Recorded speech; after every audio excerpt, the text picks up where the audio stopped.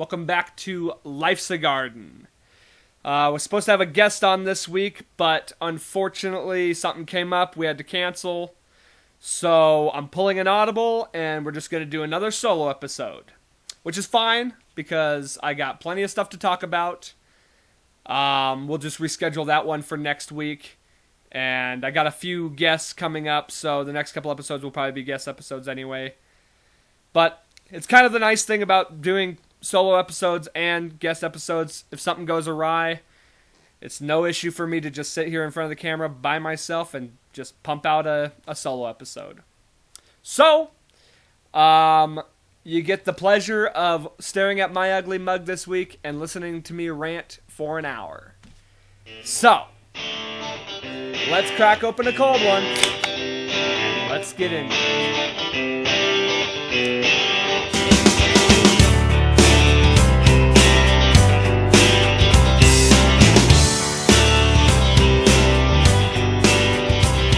Episode 61. Thank you all for tuning in to another episode of Life's a Garden. It is bike week, so by the time this comes out, I will be on my way to Sturgis, South Dakota. Gonna go down there and spend a couple days down there just hanging out, have some fun. So 5-day weekend for me, badass. And that's why I went with this get up today. If you want to complete the outfit, you throw these bad boys on. Figured I'd go with like a, Undertaker when he was doing the biker look. Because, I'm an American badass!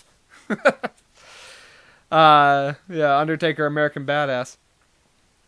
If Undertaker's the American badass, then I am the American dumbass.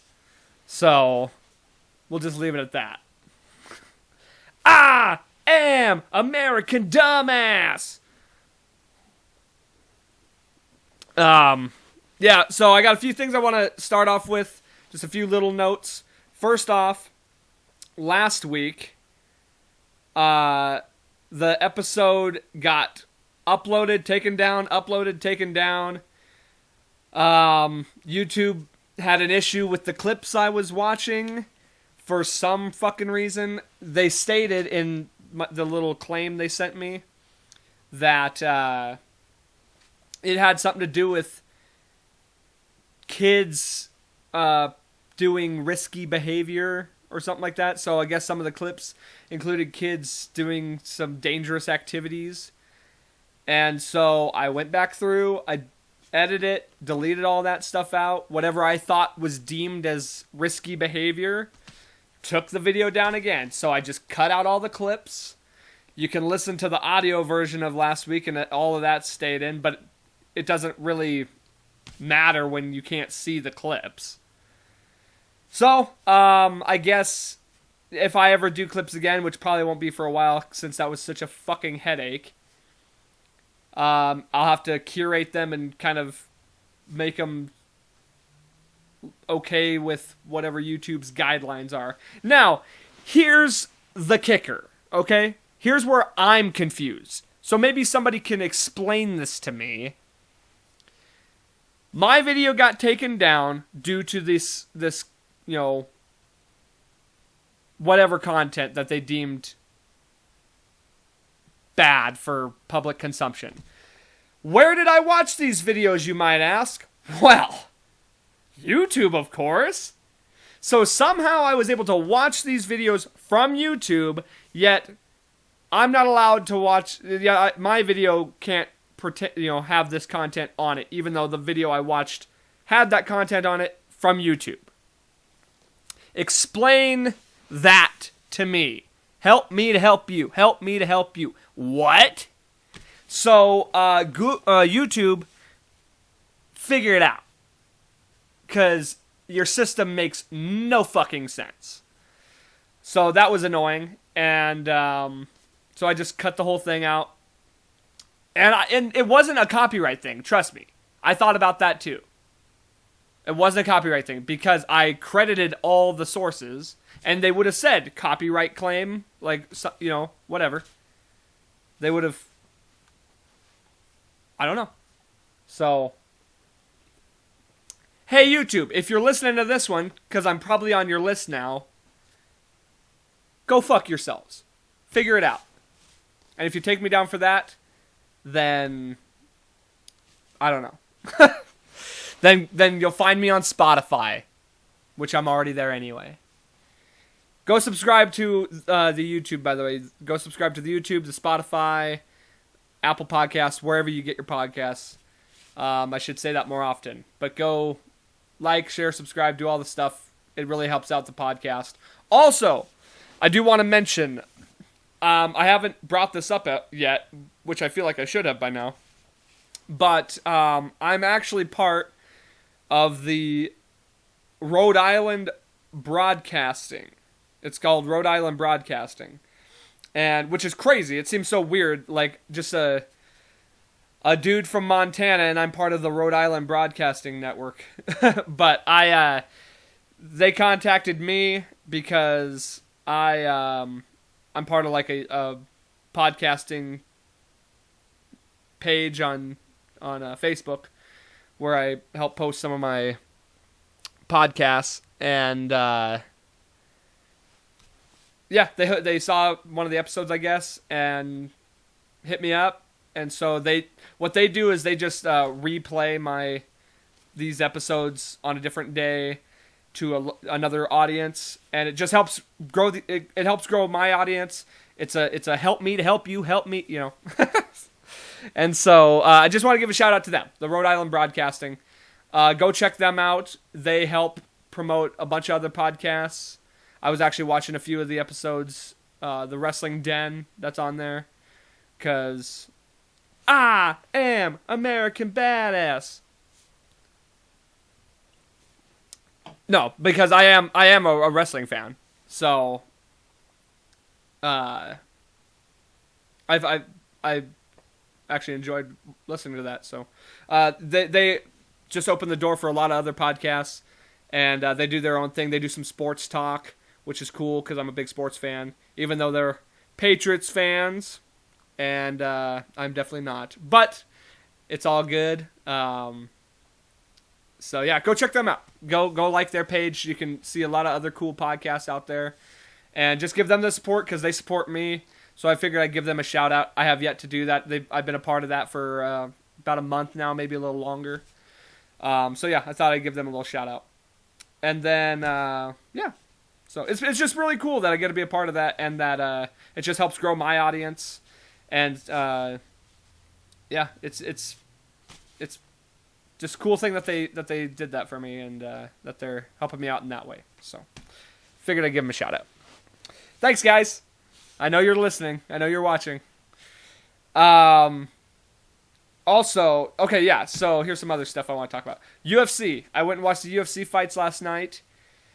Not the best card, I will say. It's not like the most hyped card. And you could tell based on the fact that the place I was watching at was just dead. Usually it's packed. People want to watch the fights. But I'm more than a casual fan. I knew a lot of fighters on that card. And there were a lot of good fights, regardless of the notoriety of the fighters. Let's start with the main one. Derek Lewis got fucking handled last night. It was actually kind of pathetic. And I feel really bad for Derek Lewis fans. It was in Houston, which is his hometown. That really sucks that he just didn't... I don't know what his plan was. I don't know what his game plan was. He touched Cyril Gane, not even kidding. I want to look at the numbers. I don't know what the actual numbers are, but it had to be less than 10 times in 3 rounds. Gane got over 100 significant strikes, and I swear Lewis got, under 10 significant strikes the whole fight. He was getting his leg chopped up. He ended up losing by TKO. I saw Cyril Gane winning. It was either going to be Derek Lewis KOing him with that right hand, or it was going to be Cyril Gane just being the tactician and just winning by points. I didn't see it going to TKO. I thought it was going to be a decision win. But Cyril Gane, man, like he is a legit contender. He is athletic. He has a cardio for days. He's like full tactician. No, he has ground game. He has striking.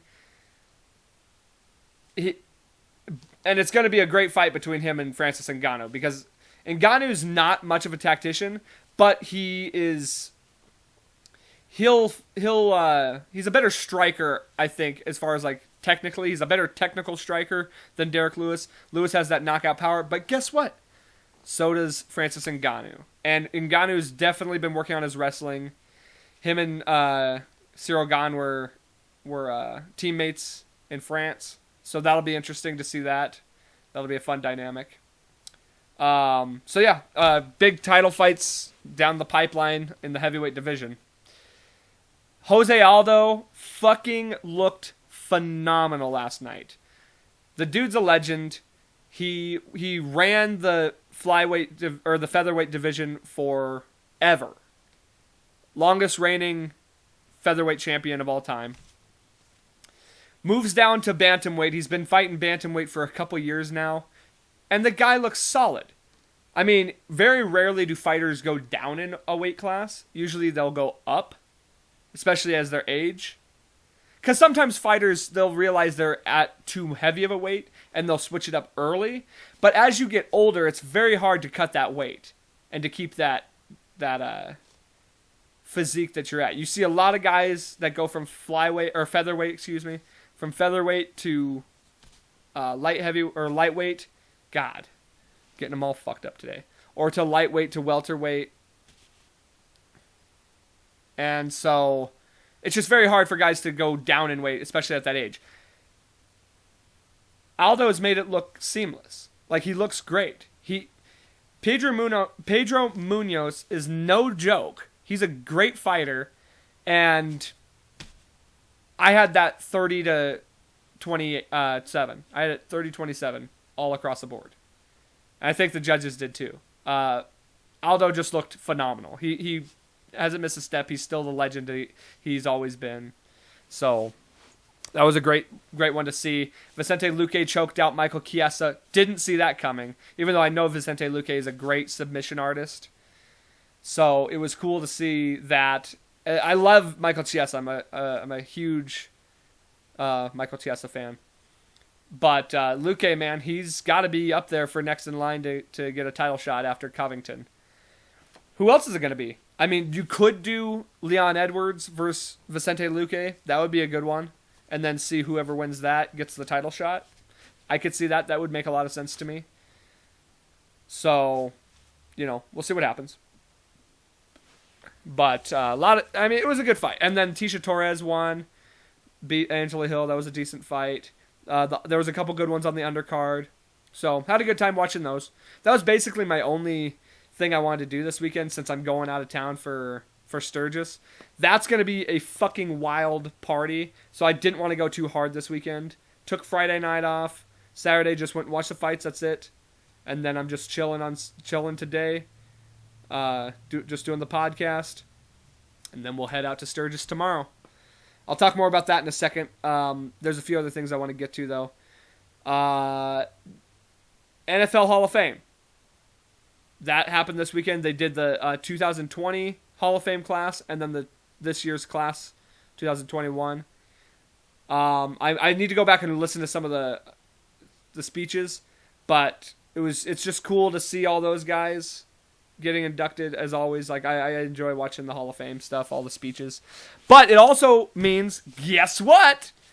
Football is back, baby. I'm so excited. It's so weird because the second football season ends. I'm typically just juiced and can't wait for the season to happen. More recently, I've just been like, okay, season's over, and then I'll get into basketball or hockey and obviously fighting throughout the year, and I just let that kind of take over, and I don't really... It's not that I don't miss football, but I don't crave it. But now, and I thought about it, I was like, damn, am I like losing my fanhood for football? Like, is that starting to die on me? And a lot of that would be due to the fact that the Broncos are just, dog shit lately. And obviously it's a lot more fun to watch your team win than lose. I watch every game still. That being said, like I said, I was a little worried that I was losing a little bit of a spark for football. Well, now that we're just right on the cusp of preseason, preseason starts next weekend. Training camp's been going. Dude, I'm stoked. The draft always hypes me up. I get super hyped for the draft, and then it dies back down again. And now, dude, I am juiced. I'm so ready for football. Fantasy football, too. Stoked about fantasy football, as always. I'll probably have a little something on here for fantasy football. I'll talk some fantasy football as we get closer to that. But, yeah, I'm hyped. I can't wait. As far as the Broncos go, I think they're looking good.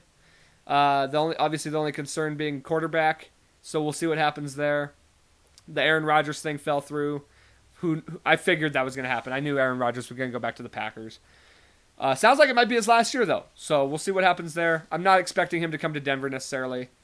That wouldn't be my game plan for the future. Hopefully the guys we have just end up panning out, because that would be great. But good weekend to be a Broncos fan as far as Hall of Fame goes. You got John Lynch going in. Obviously, he was a Buccaneer for a long time, but he's a tried and true Bronco as well. So John Lynch gets inducted. Steve Atwater, long time coming. We've been waiting for that for a very long time. Finally, Steve Atwater gets inducted into the Hall of Fame. I did watch his speech. It was just cool to see him finally getting that gold jacket. And then, of course, the big guy, Peyton Manning. Only spent 4 years with the Broncos, but there's no doubt he has a high regard for the Broncos organization. The dude is always at Broncos training camps. He's always helping out he's on the sidelines all the time as far as like training camp and stuff. He's always helping out our young quarterbacks. Anytime you see Peyton Manning, tell me you don't see him wearing a blue jacket with an orange tie. Every fucking time. I don't know if it has more to do with his love and respect for the Broncos organization or his absolute disdain for Jim Irsay and the Colts. Can't blame him for that.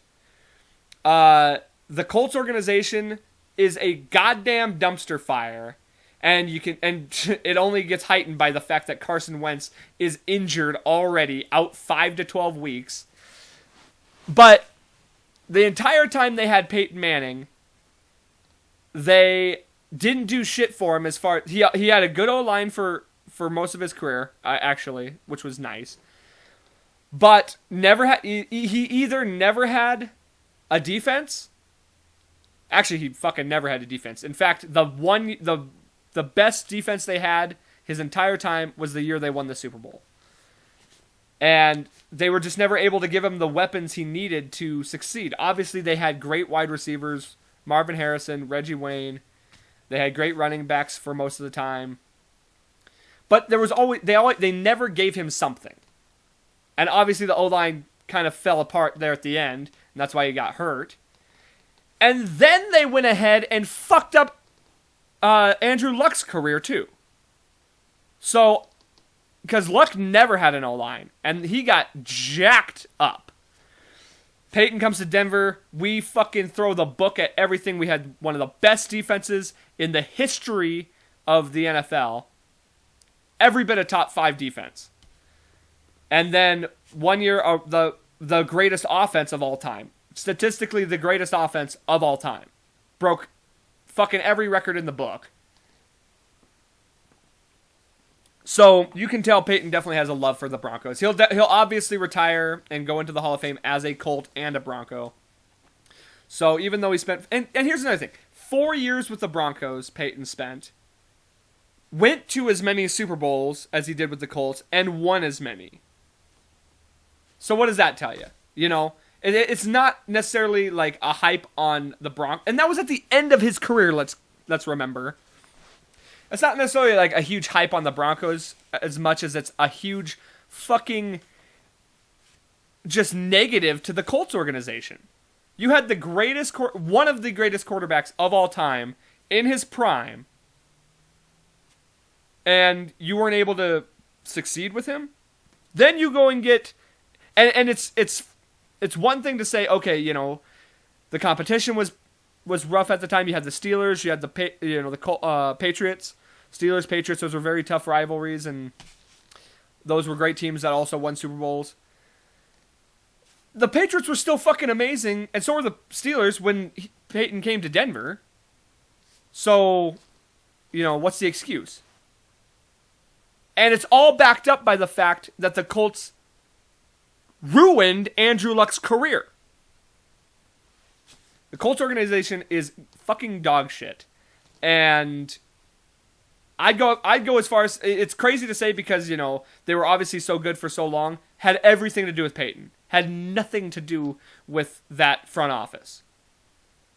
And I would straight up be willing to say that the Colts organization is up there with the Lions and the Browns for worst fucking organization in the NFL. You could also put the Washington football team in there as well. Just terrible front office, terrible leadership management. Obviously the Browns are looking decent now, but we must not forget the last 25 years that they've had. Their entire careers. Their entire fucking existence. But yeah, no. Great time to be a Broncos fan as far as the Hall of Fame goes. Been waiting for a lot of those guys to get in. And there's still a few more guys that need to get in. Mike Shanahan, I think, deserves a gold jacket. Say Carl Mecklenburg. I think one of the most underrated receivers in the history of ever is Rod Smith. He's literally the greatest Broncos wide receiver of all time. Won 2 Super Bowls with us. I mean, if Terrell Davis gets a Hall of Fame jacket, don't you think Rod Smith deserves one too? Because, I mean, obviously you have Shannon Sharp, who probably is the greatest receiver, technically. He was a tight end, but probably technically the greatest receiver that the Broncos ever had. But if you're talking straight up wide receiver, Rod Smith, all day. I mean, he's only rivaled by Demaryius Thomas, who just retired this year. Shout out to Demaryius Thomas. Another underrated wide receiver that just, I don't know, seemed to be underlooked a lot.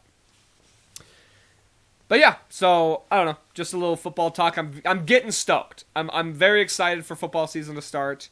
It's going to be a great time, as always. But yeah, so I just wanted to shout out to the Hall of Famers. There's a lot more, Troy Polamalu, Bill Cowher. Those are some big names. Calvin Johnson. I'm definitely forgetting quite a few, but some Isaac Bruce. Big names came into the Hall of Fame, and all well deserved. So cheers to all those guys. And yeah, let's see what else. Watched the new Suicide Squad yesterday. I gotta tell you, it was pretty good. James Gunn is a very good director. They pretty much, it doesn't take away from the first one.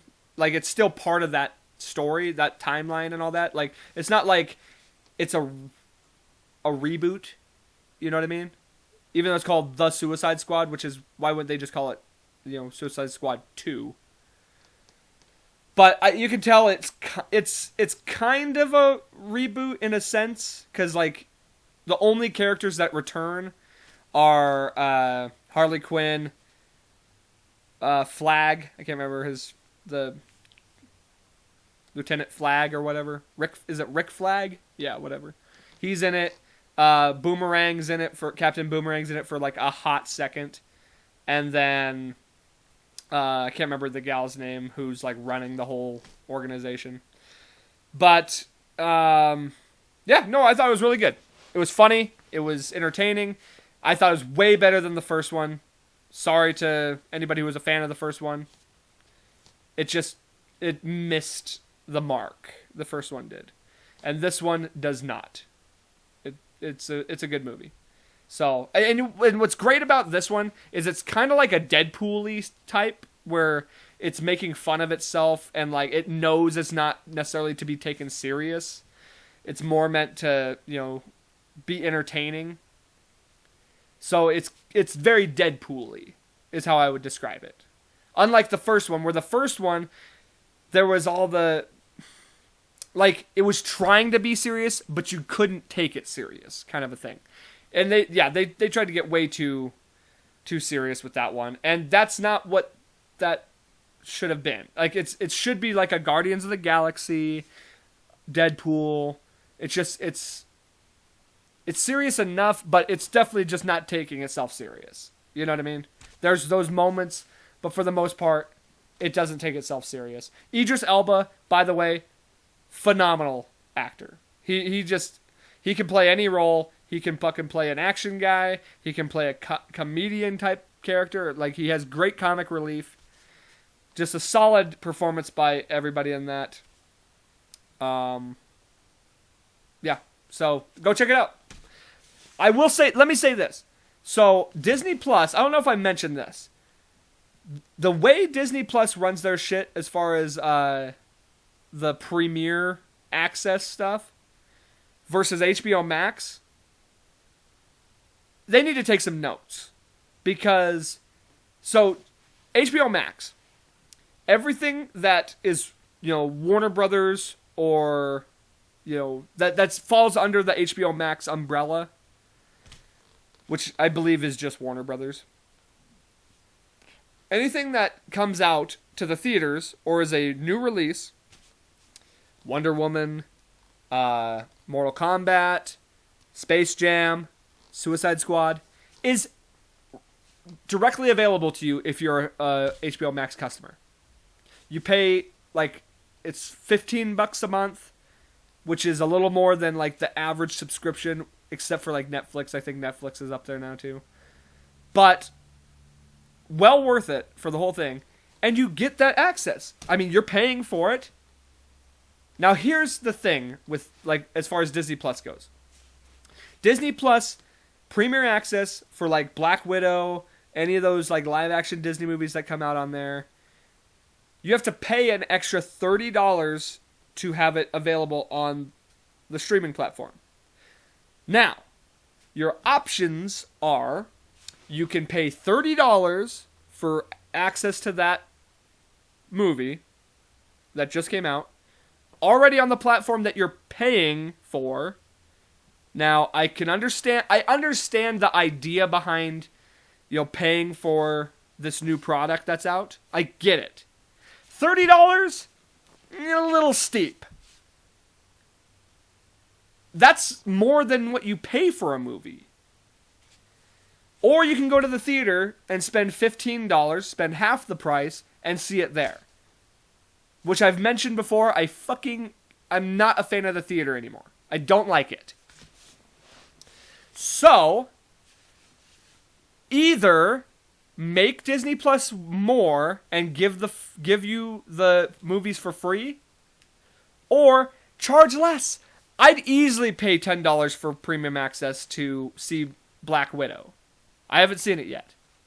Make it at least the price of a movie theater ticket. Because here's the thing. And it's not, like I said, $30 is whatever. It's not like it's going to break the bank. But it makes no sense for me to pay $30 for something that's going to be free on there in 3 months. So in 3 months, I'll get to watch it anyway and not have to pay the $30. I can wait. Or I'll just go spend less and go see it in the theater. And that's kind of probably the idea. They want you to go see it in the theater. But just make it the price of a ticket. You know what I mean? I don't get it. Anyway, HBO Max fucking rules. I got to see the movie right then and there the day it came out. And yeah, it's a good movie. Go check it out. I would recommend. I wouldn't say it's gonna blow your socks off. It's not a masterpiece, but it is good. It is way better than the first one. Absolutely. Mostly because Jared Leto's Joker's not in it. So, what do you say about that? All you Jared Leto Joker fans out there. Let's see. Okay, yeah, let me talk about Sturgis. I said I was going to talk a little bit about it. What do I want to say? So gonna go to Sturgis. Gonna just like 3 days. That's all you really need, honestly. It's a non-stop party, is what it is, and it's not cheap. You know, we're paying for camping, so we're just gonna camp, and then, dude, it's like Vegas. Everything is expensive. Beers are expensive. Food's expensive because that's how that town makes all of its money. If you've never been there, it is a blast. It's a lot of fun. But don't plan on staying a week if you go. I went a couple years ago with, so my dad's I'm going down with my dad. And, I went a couple years ago. And, I don't know exactly what's going to be different this time around. We went to Deadwood last time. I'd really like to do that again. Deadwood's a really cool town. They got gambling there, and which is no different than here, but like they have like live tables. I do like that. I like playing live tables. But we're just gonna camp out. Oh yeah, that's what I was gonna say. So there's these bars, dude. They're fucking massive bars. And I'm like, this town can't sustain this a year around. So I'm like, so what happens to these bars when this isn't happening? And my dad tells me, he's like, dude, they're just closed. They're only open for the week or 8 days, whatever, that Sturgis is going on. So that town makes all its revenue in that 1 week. That's insane. It just seems like it's like having a county fair, and that's how you make all your money for the whole town, basically. Obviously, it's just a small town, whatever, most of the time. And that's what it's known for, is the biker rally. But I don't know. It just seems bizarre to me. And then you got like the Iron Horse, and I think we might go out to Buffalo Chip. We didn't do that last time. So we'll see that. There's a lot of concerts going on. Nothing as far as I've seen, nothing that I'm like crazy interested in. But who knows? Maybe something will pop up, and maybe I'll see American Badass. Because what is the odds Kid Rock's gonna be there? You know what I mean? I think Kid Rock plays every year. Kid Rock, you can always count on. Well, ZZ Top used to play all the time, but unfortunately, Dusty Hill is no longer with us. So, and I think they were supposed to play this year. You can usually count on Black Label Society being there. I'm pretty sure they are going to be there. I think Shinedown's going to be there. But all of them are not when I'm going to be there, so I don't know. Maybe something will pop up. Maybe there's something I'm not aware of. But, yeah, we went to Iron Horse last time. Might try and check out the Full Throttle this year. That might be fun. We didn't go to that last time. Dude, so last time, this is funny. This is hilarious. We were hanging out at this one bar, and it's like they had live music outside, just like some cover band or whatever. Really good. We're just chilling. It's like I said, the fucking town is just a nonstop party. And before I get into this, I don't want to hear no bullshit about, oh, you're going to go and be a fucking super spreader with the Delta variant. I've already heard it, and like that's your opinion. Fine, I get it. It's the things happening with or without me. Okay? And if you're not aware, I'll get tested when I get back or whatever. If it's that big of a concern, if it really shows the numbers are fucked, I'm not going to risk getting anybody sick. I'll get into all that later. I want to talk about this fucking vaccine shit and all that. But I'll save that. I'm talking to Sturgis right now, so we'll save that for later.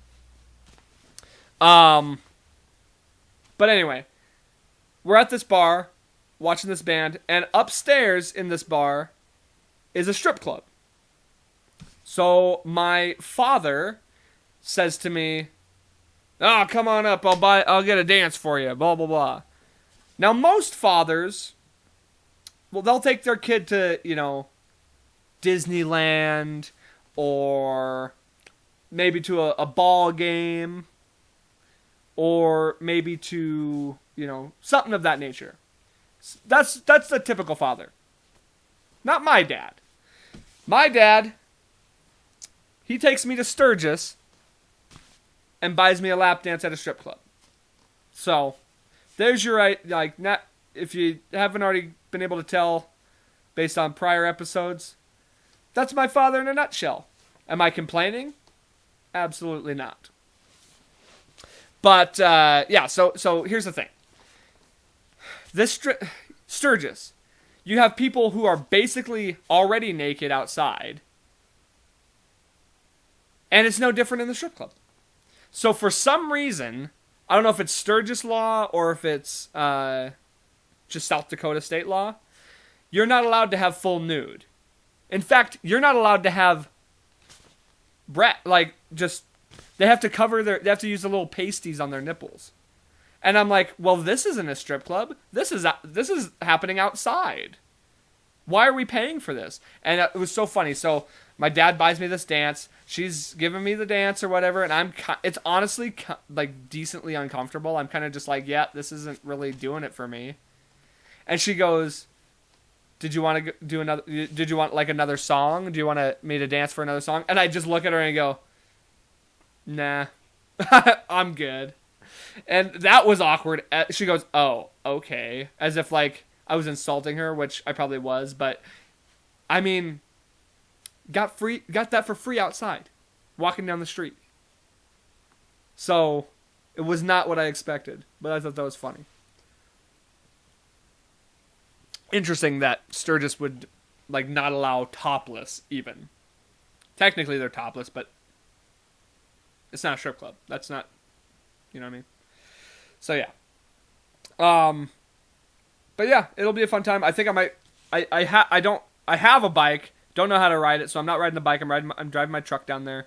I might rent one of those like Polaris, fucking like buggies or whatever they are. It's kind of like a 4-wheeler.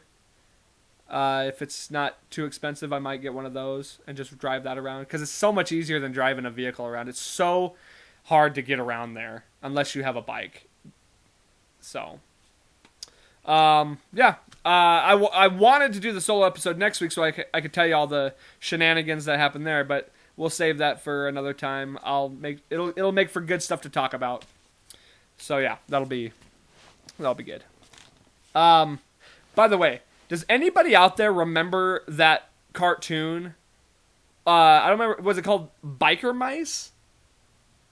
Yeah, it was something. Here, let me look it up. It was something like Biker Mice. It was part of that craze in cartoons where the Ninja Turtle style anamorphic animals, I guess is what you humanoid animals. And they're always teenagers and like it's the same thing. Biker Mice. Is that what it was? Wasn't it like Biker Mice from Outer Space or something? Yes! Yeah, Biker Mice from Mars is what the show was. What the actual fuck? This came out the year I was born. I'll throw up a picture of it. And they're like jacked! Oh my god! That is the funniest shit. They got like abs. They're mice.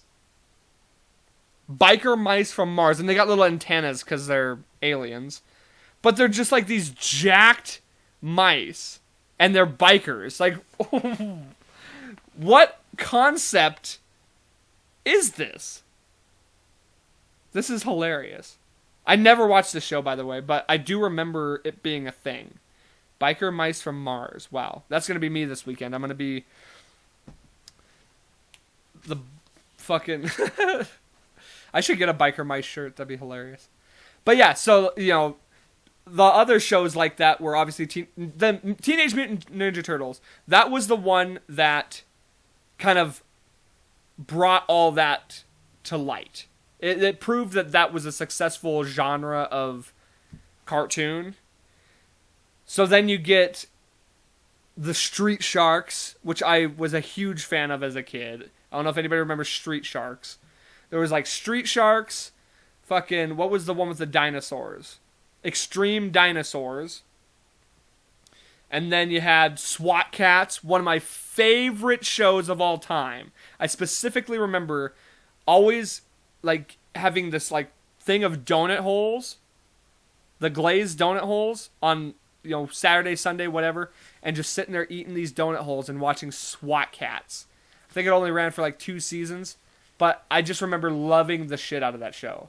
Those guys were, it's in the name. They're anamorphic cats that are part of like a SWAT team. They fly jets and tanks and all this crazy stuff and fight like demons or something. I don't remember. But yeah, then you had like the Mighty Ducks series where it was like the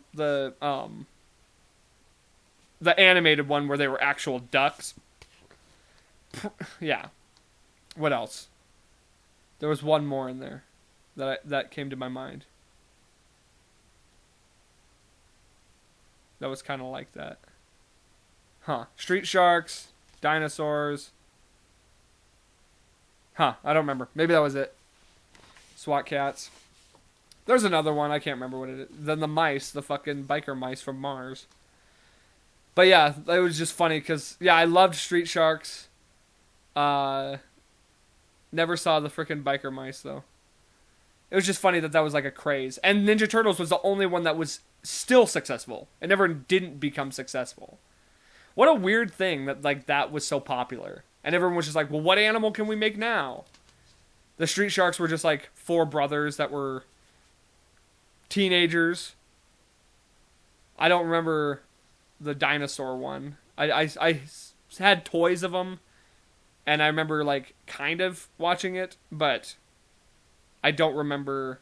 Also, here's what I do remember. The dinosaur's name, the lead dinosaur in Extreme Dinosaur's name was T-Bone.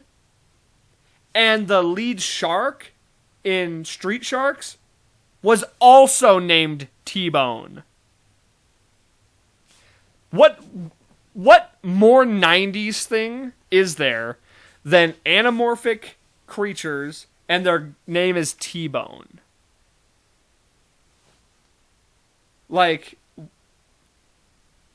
where'd that name even come from? Why is that? How was that used twice? And I think it was the same creators. So, can't get more creative? T-Bone makes way more sense for the dinosaur, let's be honest. T-Rex, bones. We think about, like, fossils. T-Bone, that makes sense. Why was the shark's name T-Bone? Makes no sense. But it's a super 90s name, I guess. Makes sense in that factor. So, yeah. All right. Now, I don't usually go on, like, hyper serious rants. I've been waiting to do this. Like, this was a big thing weighing on my mind this week. So I'm going to bring the mood down a hair. Not a hair, quite a bit. The mood's going to come down a little bit, but this is worth talking about. It's a serious topic. It's a serious thing. I don't like to be overly serious on this show, but from time to time, you have to. Things need to be brought to light. Things need to be talked about. And, it's just been weighing on my mind lately, or just this last week. So I am kind of glad that I got to do the solo episode just for this reason, so I could talk about this while it's fresh in my mind, while I've been thinking about it. So this last week, Joe Rogan had this gal on her show, on his show. I'm gonna fuck up her first name. Yaomni Park. Her last name's Park. I know that. I knew I wasn't gonna get her first name right, but she is a North Korean defector. So she was born in North Korea. She escaped, and she basically tells her story, which Joe's not the first one to get that interview. She's been like an activist for some time now. She's 28 years old. She escaped when she was 13. First of all, go listen to that episode. I mean, I'm not going to do the justice it deserves. You need to go listen to that episode. It literally will change your perspective on everything. On the way everything is run in this country, in the world. It will put your life in perspective 1,000%. So I'll just sum it up, her story briefly, but you definitely need to go listen to it from her. She escaped when she was 13. She talks about how she went to China. They escaped into China. They were immediately put into slavery, sex trafficked. Her mother, it was her and her mother who escaped. Her mother was repeatedly raped. Herself, she got sold multiple times into the slave market. Eventually, she ended up with somebody who promised her to that he would release her to tell her how to escape to South Korea. But in order to do so, he would have to rape her. So she lost her virginity via rape when she was like 16, or she would have been like 15. She finally escaped to Mongolia with a group of people. They walked through the desert, the Gobi Desert, it took them like a 24-hour trip. No rest, no nothing. It was freezing cold because it was the middle of winter in a desert. They finally got to Mongolia. The Mongolians threatened to take them back to China, in which, they were prepared to kill themselves rather than do that, because they knew if they went back to China, they would end up being killed anyway. So they were prepared to kill themselves. In fact, one of her friends attempted suicide, failed, but she was basically brain dead after that. And all of that was a joke. It was meant to be a joke to the Mongolians, and they ended up taking them to South Korea anyway. They told them they were going to take them back to China as a joke. One of the girls tried to kill herself, failed, and then she was brain dead, and they thought it was funny. So anyway, they end up in South Korea. She learns all this stuff. She talks about how, freedom. She not only did she not understand the concept of freedom, she said she didn't know that the world existed beyond North Korea. Dude, the stories she tells on there are absolutely harrowing. She talks about how when she lived in North Korea, she had to go to the doctor. They had one needle for every patient. They had no x-ray machines. They had nothing. She had to be operated on without anesthesia. Dead bodies littering the hallways of this hospital. Rats eating the eyes of these dead people. And then the children eating the rats, because food is so scarce in this country. She talks about how not only can you you can't own land, so you can't farm. There's designated farmers who supply food, mainly to the capital, or to the, Kim Jong-un and all this stuff. But food is not only not provided to the people, they either have to get it on the black market or they have to forage for it themselves. The number one source of protein in North Korea, grasshoppers. So these people have to forage for their own food, hence eating rats and whatnot, infected rats. Therefore, these kids eat the rats and then they die. She says, everybody there has body dysmorphia. They're all or it's not body dysmorphia, but they're all bloated or they're just all malnourished. She talks about how it would take her 2 to 3 hours every morning just to get out of bed because she was so weak. Food is not only not provided to the citizens of, or should I say slaves of, North Korea, it's actively prevented from getting to them. Basically, it's this whole idea that the top 10% is trying to genocide the rest of their people in order for the top 10% just to be able to be the only people existing. It's literally a country that is a concentration camp. It's a living concentration camp. And we all sat here and said, we learned all our lives in school. Never again. Never again were we going to allow the world to experience another Holocaust. It's actively happening right now in North Korea. It's happening more than that. There's places in Africa that this is happening in. China. I mean, there's shit like this happening all over the world. And we don't talk about it. Dude, the story she tells is fucking insane of all the craziness. How you can get imprisoned for so many things. They have to have their hair a certain way. They have to wear a certain clothing. They're told each and every day what they're going to do that day. Nothing is decided for them. She said the only thing that they're free to do in that country is breathe. I'm missing so much of what happened. I'm not going to tell the whole thing. You have to go listen to it for yourself. But she says when she got to South Korea that she didn't understand the concept of freedom.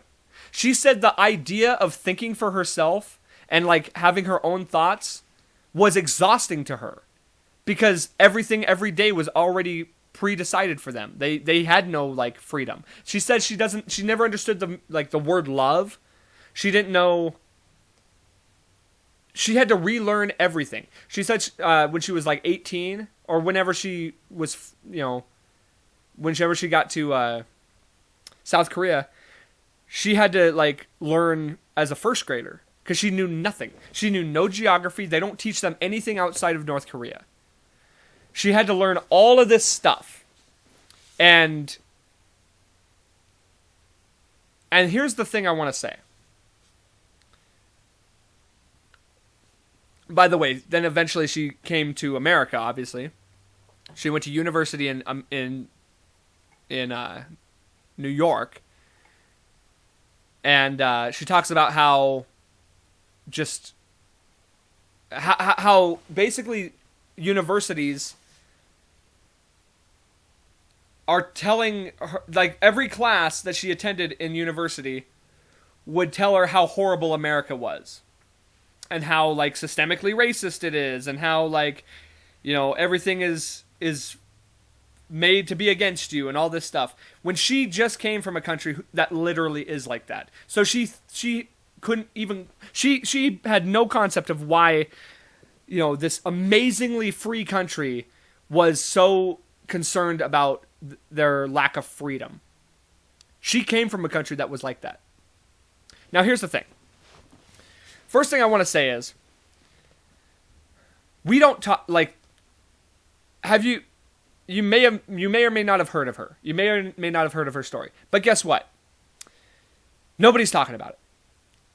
Nobody's talking about the story, like what's happening in North Korea. It's like we kind of know, but we don't really give a fuck.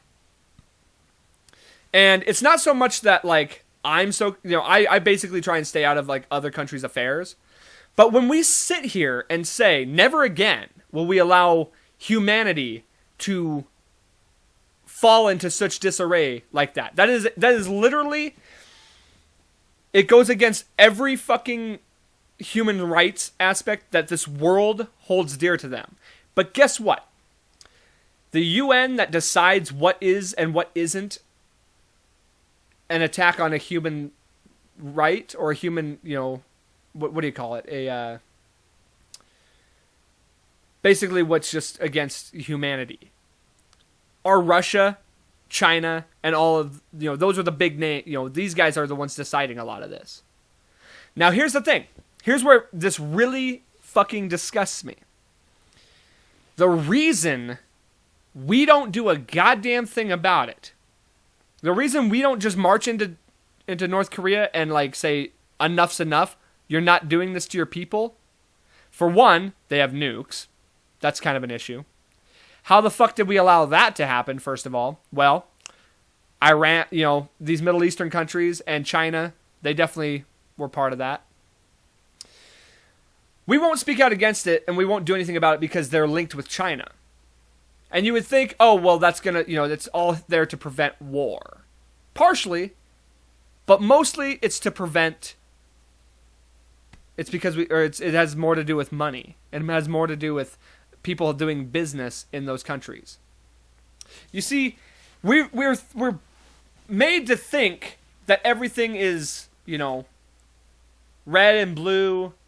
We're right wingers, we're left wingers, we're conservative, we're liberal, we're woke, we're fucking fascist, we're this, we're that. No. It ain't about red and blue.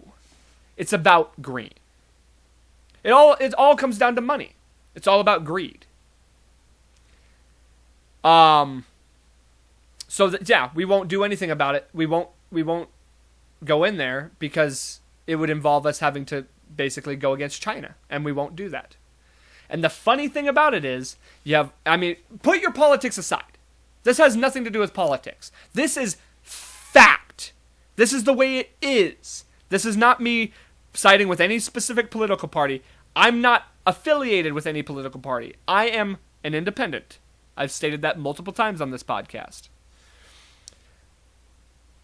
Whether you're blue, whether you're red, you don't bow to any, you're not aligned with any party, really. You can claim to be. What you're aligned with is the almighty dollar. And I'm talking politicians. I'm not talking about you specifically as a citizen. But these politicians that you fucking praise and look up to lead you, and I'm not saying they're all bad. There's a few of them out there that are decent.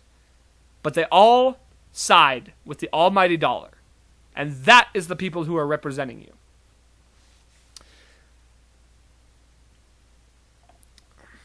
The other thing about this story with her that strikes me and really pisses me off is how insanely forceful so many people, I'm not saying all of them, but there's obviously an active group of people out there discouraging our own citizens into truly believing that this country and the people in it are being oppressed. Now, don't get me wrong. We have issues. There's no doubt about it. We have plenty of them, like most countries. But when you hear about how truly oppressed the people of North Korea are, the people of China, think about women in a lot of these Middle Eastern countries aren't allowed to show their fucking face. Yet we rant and rave about women's rights and how lack thereof they have it here. Go to any country at all that's not a Western country, I guarantee you will know the word oppressed. You have no idea. Anybody out there listening, if you truly believe you're oppressed in this country, you have no idea. There are people beyond oppressed. There's so many people beyond oppressed, they don't even know they're oppressed. They think that that's just the way life is. And yet you sit here, you have the ability to burn our flag. You have the ability to tell everybody, what a piece of shit this country is. In North Korea, if you say one negative thing about their country, you're dead. They'll hang you in the fucking streets. Here, you're free to say whatever you want. You're free to call Donald Trump Hitler. And that's fine. We're all right to say Joe Biden's asleep at the wheel. If you said any sort of thing about Kim Jong-un like that, see ya. If you said anything about fucking the dude that's running China, dead. You go missing. And a lot of this comes back down,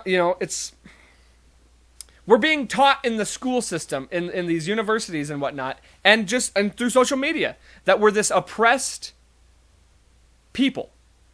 that everything is systemically racist, that everything is made to be against us. Capital, obviously there are problems with like greed and the almighty dollar that we need to fucking figure out. There are racial issues. You're right. Yeah, absolutely. I'm not denying that.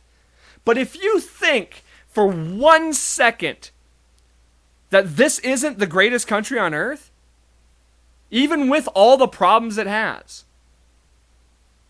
you're fucking insane. As a matter of fact, you're an American dumbass. If you think it, let's pull out the Jeff Foxworthy. If you think that this isn't the greatest country on earth, or that better yet, let's not even say specifically the country. If you think Western civilization isn't a better option, or capitalism for that matter, if you think Western civilization isn't better than a communist civilization or a regime civilization, you might be a dumbass. If you think communism and socialism are better than capitalism, or a republic for that matter, you might be a dumbass. Here's what I'll say too. With all this like indoctrination basically of like trying to convince our own people, this active attempt to convince our own people that their own country is a piece of shit and their own country is out to get them, and they're trying to basically turn them against us. These people really like to float the word Nazi around. Everybody's a Nazi, you're a Nazi, blah, blah, blah. Guess what? You want to know what happened with the Nazis? You want to know what the Nazis did? They did the exact same thing. They told them a bunch of bullshit about their country. They said our country is being invaded by Jews, and that the Jews are the problem, and there's one race and one race only, and all this bullshit. And thus started one of the worst regimes in the history of mankind. And they want to actively also destroy that history. Why? Because if you don't learn from history, you're damn sure bound to repeat it. Now, I'm not trying to be a conspiracy theorist here, but I will tell you what. The downfall of this country will be from within. It's not going to be from China. It's not going to be from Russia. It's going to be from fucking within. We're going to destroy ourselves because we have so many of these people actively trying to tear us apart. You go listen to that fucking podcast. You go listen to that podcast with Joe Rogan. I'm sorry for all the F-bombs. I didn't mean to get this heated, but it's a very tough topic to talk about, and it really fires me up. Go listen to that podcast. You will 100% change your mind about how oppressed you think you are. And guess what? So many people don't want to give her a voice because they know she's speaking the truth, and they don't want that to affect their bottom line. They don't want that to affect their policy. MSNBC and fucking Fox News was the only one apparently that gave her a platform. And then and other stations were willing to, have her until she went to Fox News, and then they said, "Oh my God, you're obviously a right winger." No, she went against Trump when he was talking to Kim Jong-un. She actively discouraged him from that. That's all they wanted to hear from her. Go listen to the podcast; you'll hear all of it, and you will definitely change your mind about all that. And one more thing, I will say this, okay? And I'll keep it brief. I said I was going to bring up the vaccine stuff. Everybody's so quick to be like, get vaccinated. You're a fucking, you're basically a monster if you don't. Here's the thing. The vaccine's available, right? It's available for everybody to get. So therefore, you can get it and be safe, right? So what are you doing telling me I have to get it for my own safety? And you can say, well, you're getting it for other people's safety. Well, if other people want to be safe, then they can get the fucking vaccine, right?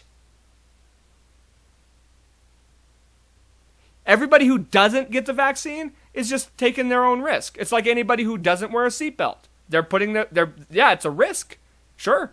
It's a risk that I don't take the flu vaccine. I'm at risk to get the flu. That's not the issue. The issue is this fucking vaccine passport. Now, to bring it full circle, you really want to talk about a society that... You want to talk about the way this country is going to devolve and how like other countries were? China, they do this vaccine passport thing. They've been doing it with all kinds of stuff for years. North Korea, same thing. The Nazi regime, you better believe they would do something like that. I don't know that they did. But hey, they marked people, did they not? Did they not mark certain people who were Jewish with stars on their shirts just to identify you for who you are? It's a slippery slope. You don't want to go down it. That vaccine passport shit, it's a bad deal. This is supposed to be a free country where we're free to make our own decisions. We're free to do our own thing, say our own stuff, whether you agree with it or disagree with it. Yeah, you're allowed to go against the government. You're allowed to not get the vaccine. You're allowed to do that. You're allowed to do whatever you want. That's the whole point of this country. That's what makes this country so great. Yet we're so fucking oppressed. Stay awake, guys. It's getting dark out there. And it ain't going to get better unless we do something about it. That's all I'm going to say about that. Don't be an American dumbass. And that did get serious, but it's a very important thing that needs to be said. You need to go listen to that podcast if you haven't seen it. I'm going to leave a link to it in my description because that's how much that thing impacted me. No joke, and it takes a lot for this to happen. I cried. It takes a absolute lot to make me cry. And I cried multiple times listening to that podcast because it's so heartfelt and it's so shocking. I cried for her people, and I cried for my people and the way this country's starting to be run and the fact that people just are so blind to what's happening right in front of them. I'll wrap it up with that. So, I don't like to go out on a sour note like that, but it's one that kind of needs to sit, and I think we all need to think about that and realize just how good we have it. Just our everyday lives. The ability to do anything we want. The ability to be free. To think and say and do podcasts. And I could sit here and say all this stuff. I could sit here and say, crazy stuff and like talk about sports and watch sports and attend sporting events. And I can walk outside when I want. And when I walk into a McDonald's, I don't have to tell somebody who I am and where I've been. And I'm not monitored day and night. I don't have a fucking chip in my arm. Yeah, I guess I got a chip in my phone so they can monitor me that way, and they have been doing that too. But we're still the freest country on this planet. And we need to start remembering that and remember why that's so important. So, stay free, guys. Stay awake. Keep your eyes facing forward. But most importantly, thank you for listening, and be good to yourselves. Have a great week. Enjoy that freedom. It's the most important thing you have. Like, share, subscribe. I hope you enjoyed this episode. Hope to see you next week. And most importantly, don't forget, life's a garden. Dig it.